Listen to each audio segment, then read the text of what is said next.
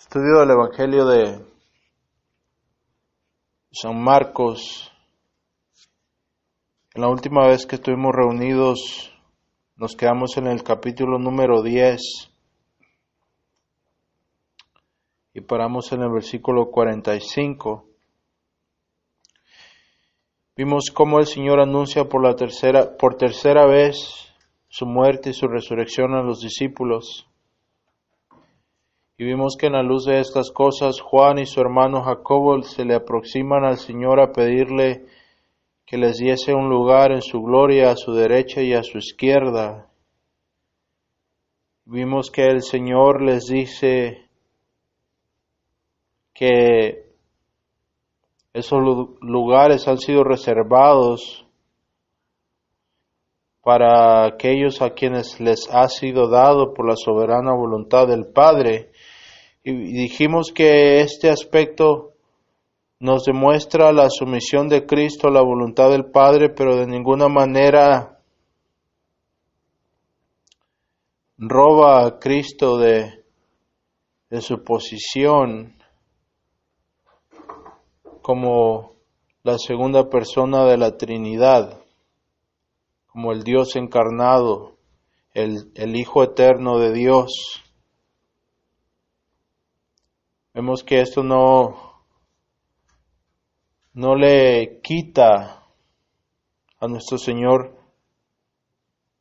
nada, al contrario, nos demuestra que el Hijo se somete al Padre.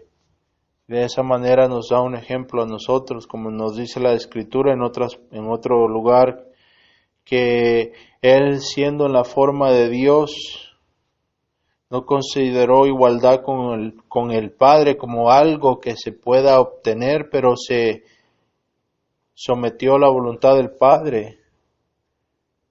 De esa manera, tomando la forma de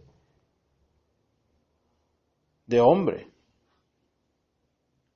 se humilló a bajar a nuestro nivel. Vimos que en la luz de estas cosas, el resto de los discípulos se indignaron al ver la actitud de Jacobo y de Juan. Se enfurecieron porque ellos estaban pidiendo esto, que estaban pidiendo un lugar enaltecido por encima de ellos, y vimos que al ver esta reacción de ellos, esta reacción de envidia y de discordia, esta ansia de poder entre ellos, a la luz de estas cosas el Señor les dice que la actitud de los siervos de Dios debe de ser diferente a la del mundo, porque Él les dice que en el mundo aquellos que son los líderes, aquellos que son los amos, ejercen poder sobre los súbditos, pero les dice, no será así entre ustedes. El que quiera ser el mayor entre ustedes será convertido o se deberá convertir en su esclavo, en el siervo de todos. De igual manera, Él se usa como el ejemplo, dice, así como el Hijo del Hombre no ha venido a que le sirvan, pero sino a servir como rescate, ¿verdad? Entonces, en el versículo 45 vemos que dice, porque el Hijo del Hombre no vino para ser servido, sino para servir y para dar su vida en rescate por muchos. Ahora vemos y entramos al versículo 46 y vemos que ellos venían a Jericó, y al salir de Jericó, él y sus discípulos y una gran multitud, Bartimeo el ciego, hijo de Timeo, estaba sentado junto al camino mendigando. Y oyendo que era Jesús Nazareno, comenzó a dar voces y a decir, Jesús, hijo de David, ten misericordia de mí. Y muchos le reprendían para que callase, Pero él clamaba mucho más: Hijo de David, ten misericordia de mí. Ahora, este título, Hijo de David, nos deja ver, nos da una entrada y nos deja ver la fe de Bartimeo. La razón por la cual decimos esto es porque este título, Hijo de David, es un título mesiánico. Lo que eso quiere decir, la implicación de esta declaración de Bartimeo es que él creía que Jesús era el Mesías prometido, el ungido de Dios, el hijo de David, el heredero del trono de David. Como las Escrituras nos dicen que de la descendencia de David iba a venir aquel que iba a tener el trono de David para siempre. Entonces lo que Bartimeo está proclamando aquí es el título mesiánico del Señor Jesucristo. Está proclamando al Mesías. Ahora, nos dice aquí que él escuchó que era Jesús Nazareno y empezó a clamar a gran voz: Hijo de David, ten misericordia de mí. Y esto nos da un ejemplo muy grande acerca de las palabras del apóstol Pablo allá en su carta a los Romanos. Allá en su carta a los Romanos capítulo 10, el apóstol Pablo nos dice en este capítulo, donde él está abogando por el señorío del Señor Jesucristo, y está dirigiendo en esta carta, en este pasaje de esta carta, en esta porción de esta carta, en el capítulo 10, el apóstol nos dice que ciertamente dice: hermanos, ciertamente anhelo de mi corazón y mi oración a Dios es por Israel para la salvación de ellos. Pero nos dice el apóstol Pablo que ellos han rechazado la justicia de Dios que es por medio de la fe en Cristo. Dice el apóstol Pablo que él da testimonio que ellos tienen celo por Dios, que son religiosos, pero su celo no es en conformidad al conocimiento. En el griego quiere decir, la palabra es gnosko, que quiere decir conocimiento. Pablo dice en el versículo 2, dice: porque yo les doy testimonio acerca de Israel, que ellos tienen celo por Dios, pero no conforme al conocimiento, no conforme a la ciencia. Esto quiere decir conocer. Tienen celo, pero es ciego.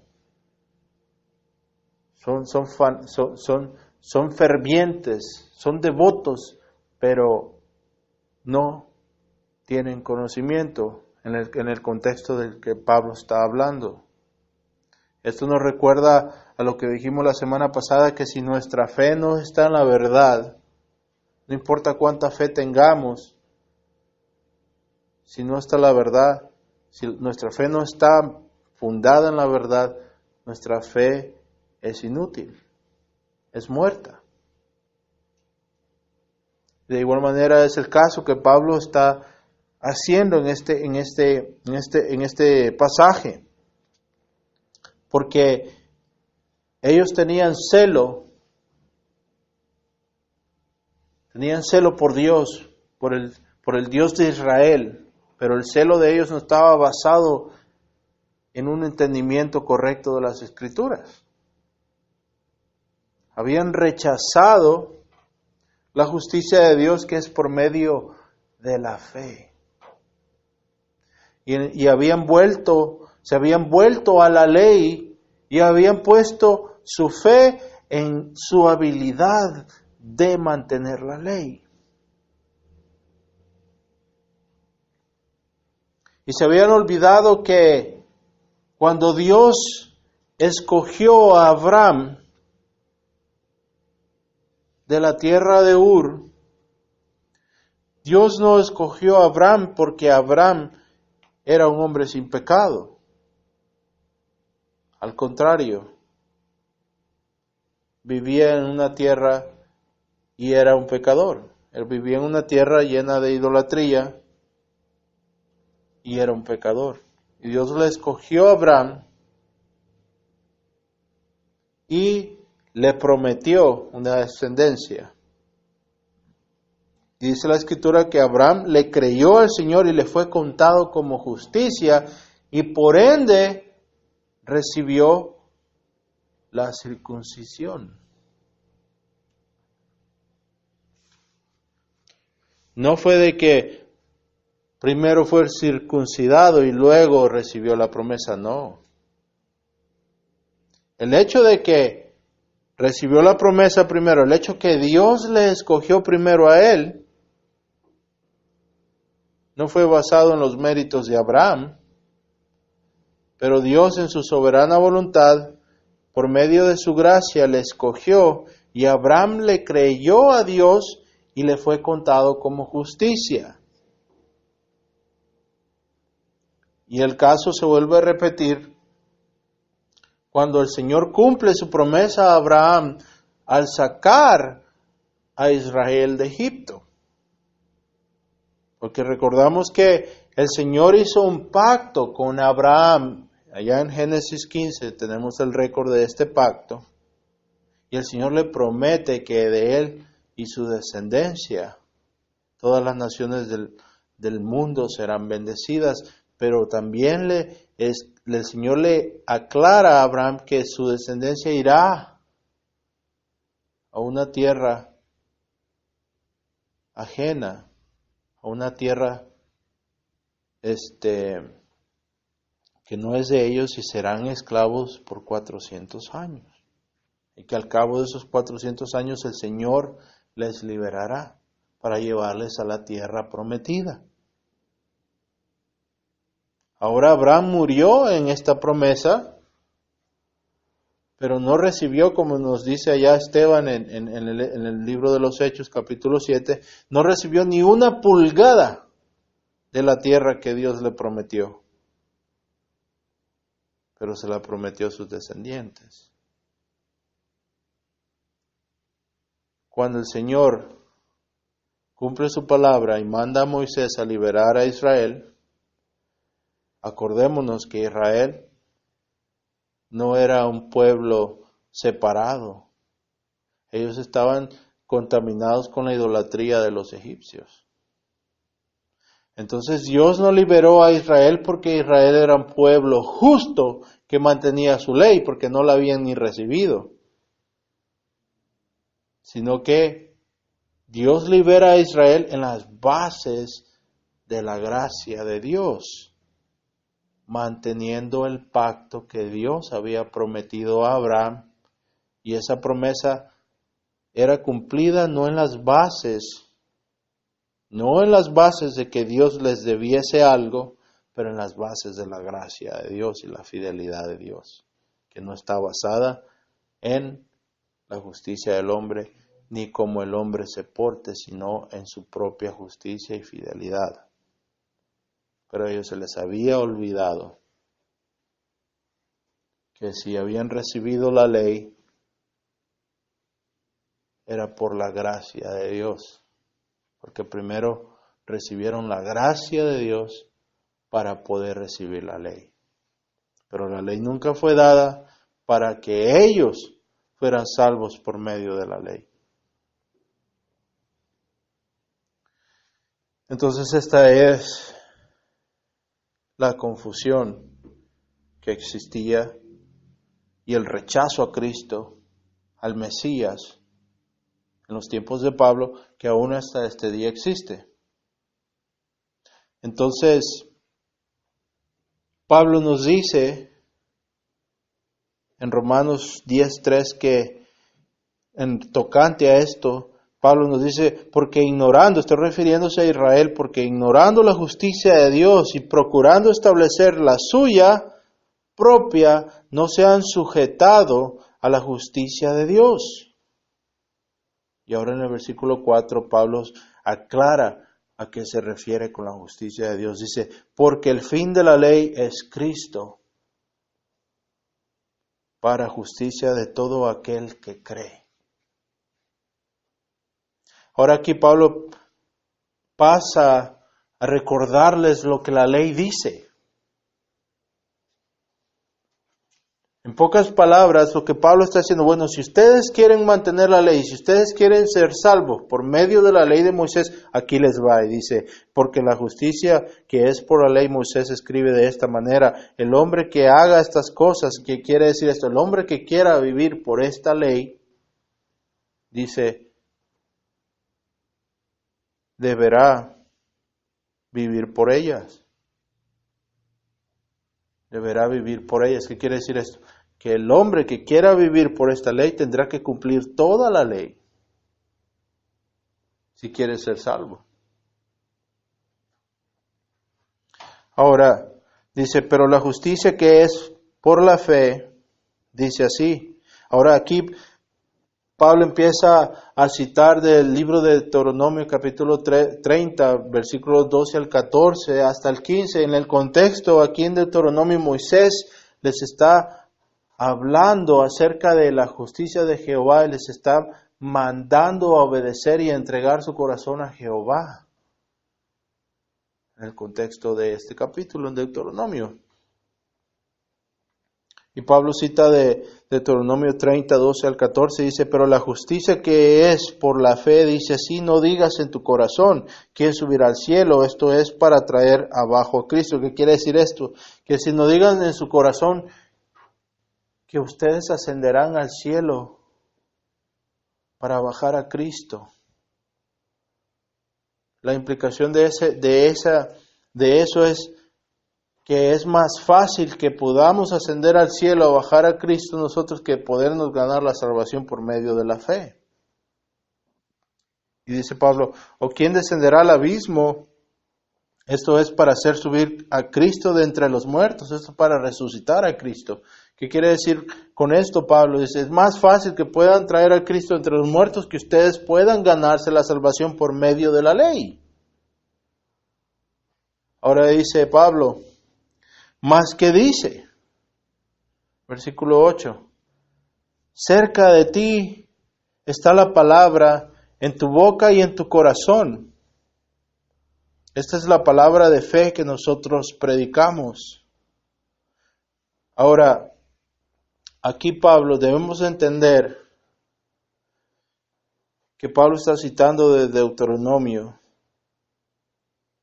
y que el tema de esta porción es la obediencia a Jehová, la sumisión a Jehová y el guardar los mandamientos a Jehová.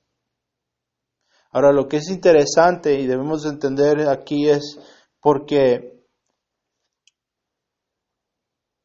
las palabras que dice Pablo en el versículo 9 nos dice de esta manera, dice, esta es la palabra de fe que predicamos, dice Pablo, que si confesares con tu boca que Jesús es el Señor y creyeres en tu corazón que Dios le levantó de entre los muertos, serás salvo. Ahora, ¿qué es lo que Pablo está diciendo aquí? Lo que Pablo está diciendo, tenemos que entenderlo esto en un contexto judío. ¿Por qué? Porque él está hablando acerca de los judíos, en esta porción está dirigiéndose directamente a los judíos que estaban en Roma. Y esta es la implicación. El Señor, la palabra el Señor, en el lenguaje griego, cuando se tradujo el Antiguo Testamento al griego, la traducción del Antiguo Testamento del hebreo al griego, que es conocido como el Septuagésimo, que fue traducido allá en la ciudad de Alejandría unos 200 años antes de Cristo, la palabra Septuagésimo quiere decir 70, refiriéndose a los 70 escribas judíos que tradujeron el Antiguo Testamento al griego. La palabra que ellos usan para Jehová, la palabra que ellos usan para traducir el nombre del Señor Jehová y el título del Señor Adonai, usan la misma palabra griega, que es la palabra kurios.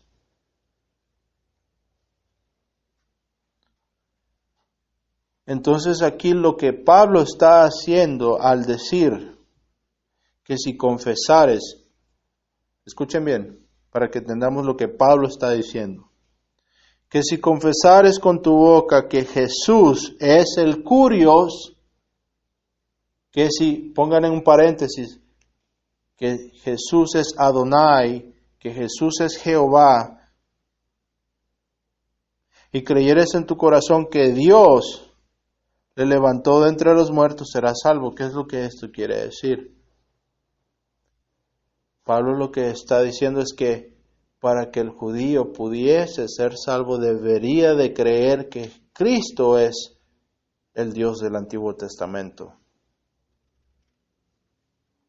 Ahora esto es y era en aquel tiempo piedra de tropiezo para el judío, una afrenta, locura. Como nos dice Pedro en su epístola y como nos vuelve a reiterar el apóstol Pablo en su epístola a los Corintios. Dice, porque la predicación de la cruz es locura para aquellos que están pereciendo, pero es poder de Dios para la salvación para aquellos que creen. Para el judío una piedra de tropiezo, una afrenta, y para el griego es locura. Pero es el poder y la sabiduría de Dios para la salvación. Entonces, para un judío aceptar que el Mesías, que Dios mismo, que Jehová mismo fue crucificado como un criminal común, era algo imposible de creer, aparte de la fe, aparte de la gracia de Dios. Entonces Pablo dice, pero si creyeres con el corazón. Ahora Pablo no está diciendo, y esta es la interpretación que se le da ahora en día, muchos dan esta interpretación, que el hecho de confesar a Cristo como Señor es lo que nos salva. No es lo que Pablo está diciendo. Porque si estamos diciendo que el hecho de confesar a Cristo es lo que nos salva y que solamente porque ya confesamos a Cristo como Señor seremos salvos, entonces estamos diciendo que el hecho que lo hemos confesado como Señor es lo que nos salva. Entonces estamos poniendo obras de justicia adelante de la gracia de Dios. Porque estamos por implicación diciendo que el hecho de confesar a Cristo es lo que nos salva. Pero no es lo que Pablo está diciendo. Simplemente lo que él está diciendo es que si creyeres y confesares a Cristo como Señor, como Jehová, y creyeres con el corazón que Él le levantó de los muertos, la fe preside la confesión. Porque ningún judío pudiese confesar esta confesión aparte de la gracia de Dios trabajando en el corazón del individuo. Ningún judío en su sano juicio confesaría a Jehová, a Cristo como Jehová. Es algo imposible para ellos, mas sin embargo esto es lo que requiere. Creer que Él es quien es, como nos dicen las Escrituras, que a menos que creamos que Él es quien es, no podemos ser salvos.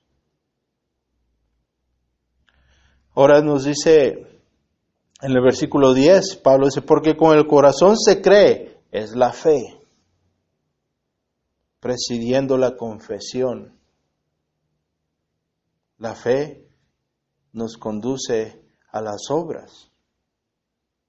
Tenemos que entender que en el orden de las cosas, Pablo nos dice ya en Efesios 2:8 al 10 que somos salvos por la gracia de Dios. Esa es la causa. La gracia de Dios es la causa y el medio es la fe.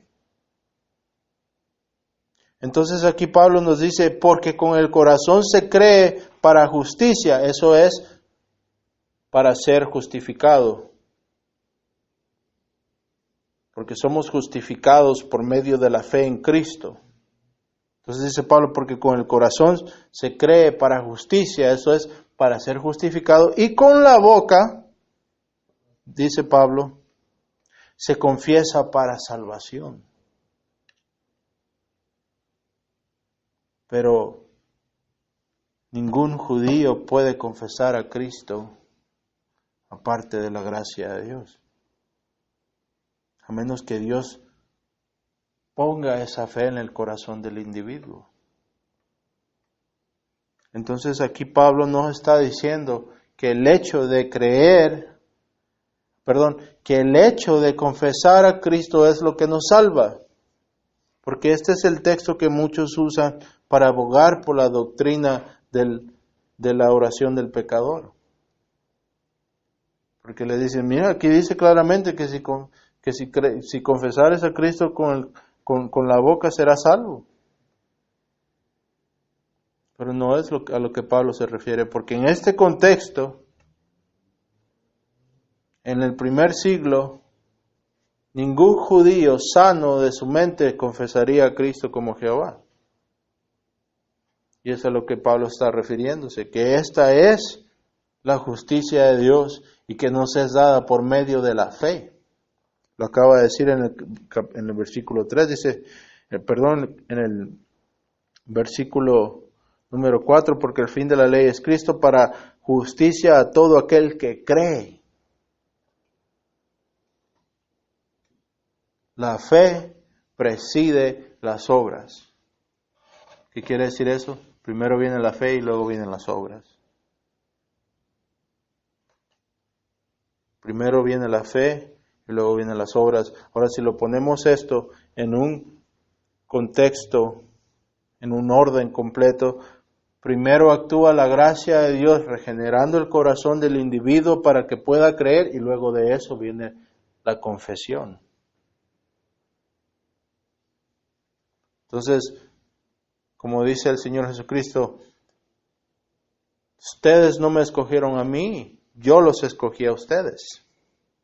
Como nos dice el apóstol Juan, no es que nosotros hemos amado a Dios, pero que Dios nos amó primero a nosotros. Entonces, en el orden correcto de las cosas es la gracia de Dios nos escoge, regenerando el corazón. De esa manera el corazón recibe el mensaje y resulta en fe, y esa fe resulta en confesión. Pero la confesión es simplemente el resultado de lo que ha tomado lugar adentro del individuo, la obra del Espíritu Santo.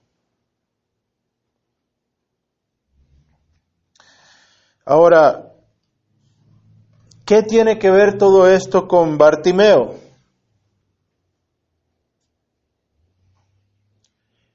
La razón es porque en el versículo 13 de Romanos nos dice estas palabras el apóstol Pablo citando al profeta Joel, dice, porque todo aquel que invoque el nombre del Señor será salvo.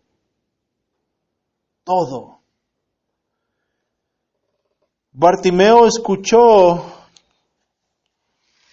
que el Mesías, que el Hijo de David, Jesús Nazareno, estaba pasando, estaba cerca, y Bartimeo hizo lo que todo pecador hace. Todo aquel que cree, todo aquel que escucha el mensaje y viene a la fe. La única cosa que Dios nos ha dado para hacer, y es por su gracia, es esto. Dice, pero clamaba mucho más, Hijo de David, ten misericordia de mí.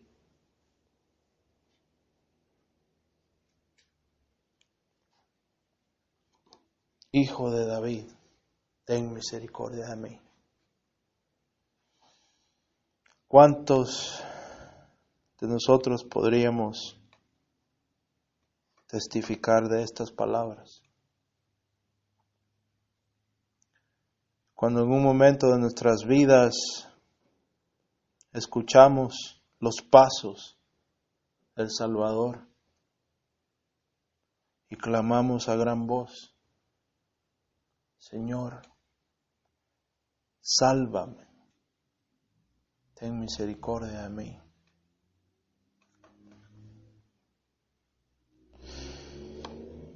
Versículo 49. Entonces Jesús, deteniéndose, mandó a llamarle y llamaron al ciego diciéndole, ten confianza, levántate, Él te llama. Puedo imaginar el gozo de esta persona que había estado en tinieblas probablemente toda su vida.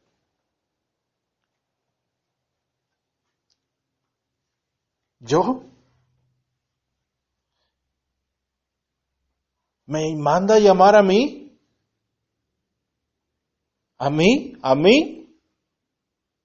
¿A un pobre ciego? ¿A mí me manda a llamar? Sí, a ti. Él entonces, arrojando su capa, se levantó y vino a Jesús.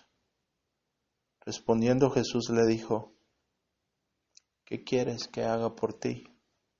¿Qué quieres que te haga? Y el ciego le dijo, Raboni, que quiere decir maestro.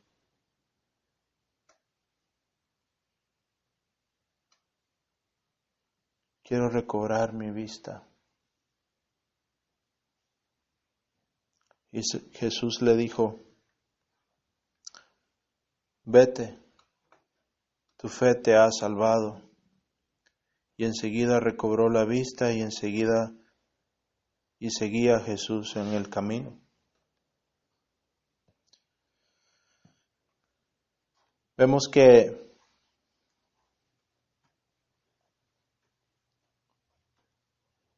el Señor mostró misericordia con aquellos que eran considerados como lo más bajo de la sociedad, los despreciados, los que nadie volteaba a ver. Le dicen, cállate.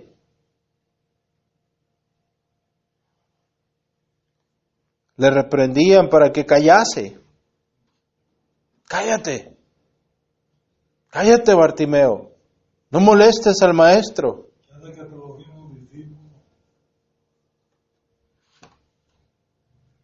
Pero él a más voz gritaba.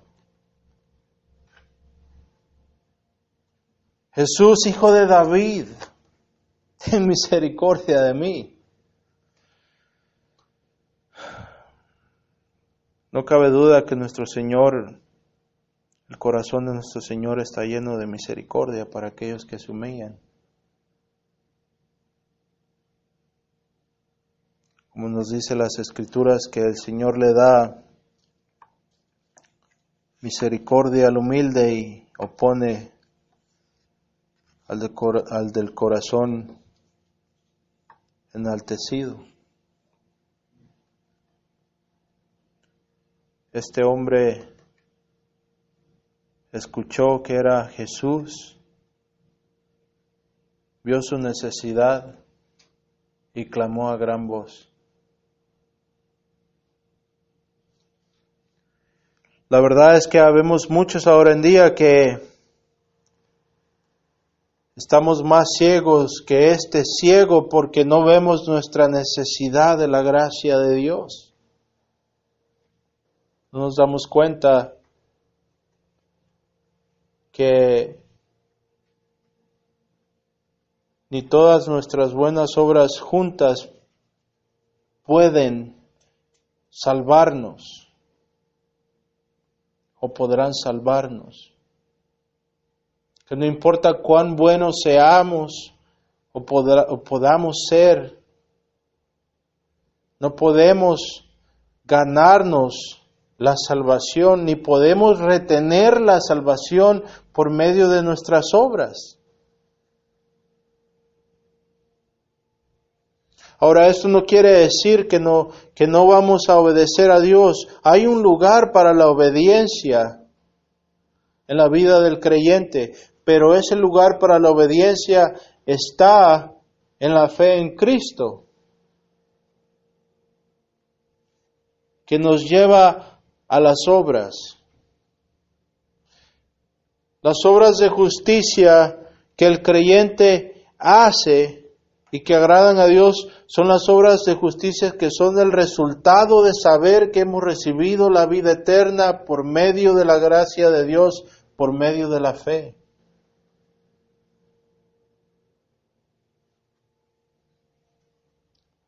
Como nos dice Pablo en su carta a los Romanos, citando el Antiguo Testamento, que nos dice: el justo por la fe vivirá.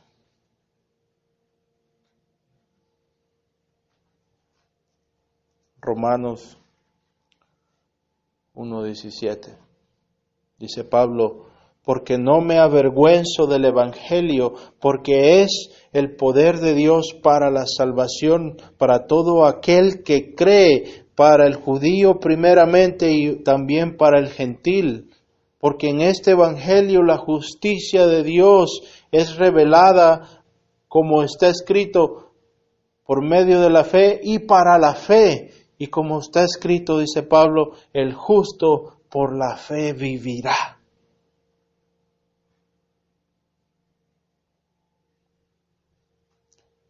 Entonces, con lo que corresponde a la salvación, con lo que toca a la salvación, el creyente es justificado y es salvo por medio de la fe en lo que Cristo ha hecho, por medio de la fe en la obra de Cristo, que fue completa, no necesita que le agreguen nada.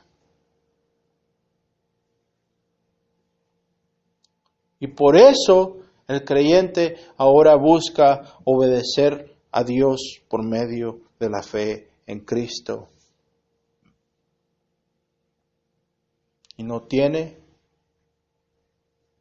nada que ver con ganarnos la salvación. Es porque hemos recibido la vida eterna que obramos para la gloria de Dios, no para nuestra salvación. Y cualquier sistema que nos enseñe que retenemos nuestra salvación, que sí, porque hay muchos sistemas que enseñan que sí, la gracia de Cristo nos salva, pero solamente si permanecemos haciendo obras de justicia. En pocas palabras, retenemos la salvación si nos portamos bien. Ahora nos dice Juan que quien quiera que diga que no tiene pecado es un mentiroso y hace Dios un mentiroso. Pero dice Juan, allá en su primera epístola, que si confesamos nuestro pecado a Dios, Dios es justo y fiel a perdonarnos y a limpiarnos de nuestras iniquidades.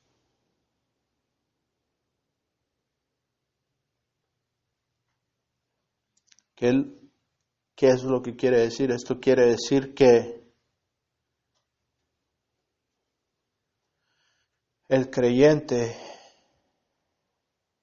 verdadero, cuando cree en Cristo,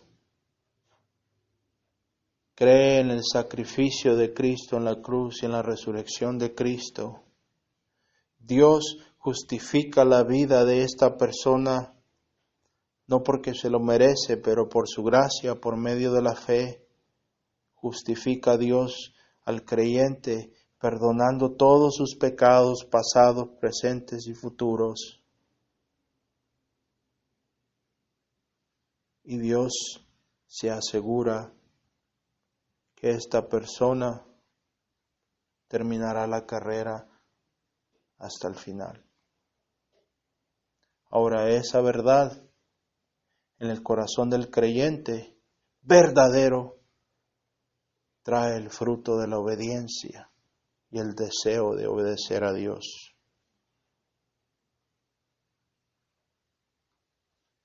Habrán quienes critican esa posición, pero la critican porque no han conocido la gracia de Dios. Dice la palabra que quien quiera que esté en Cristo, nueva criatura es, que lo viejo se ha ido y lo nuevo ha venido. Eso quiere decir, como dice el Señor Jesucristo, que a menos que un hombre nazca de nuevo no verá el reino de Dios. Pablo dice, porque el cuerpo está muerto por la carne, el pecado que existe en la carne, pero el espíritu está vivo.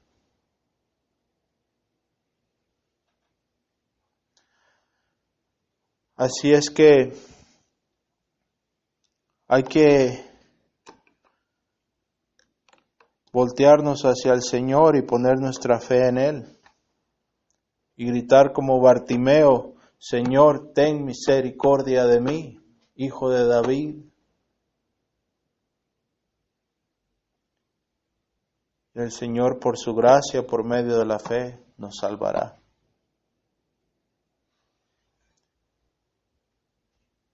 Y por ende viene el arrepentimiento, que es el volvernos de nuestros pecados hacia Dios.